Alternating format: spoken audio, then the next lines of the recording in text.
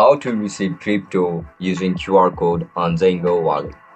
Are you guys facing issues to receive crypto in Zengo using QR code? If that's so, then this video might help you out. Without further ado, let's dive into the video. First of all, open Zengo app on your mobile device. Once you open the app, log in into your wallet. Now tap on receive button.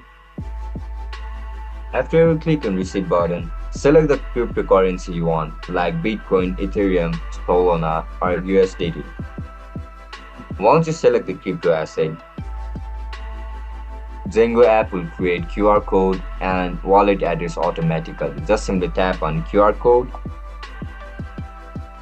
To receive funds, simply have the sender scan your QR code using their wallet app.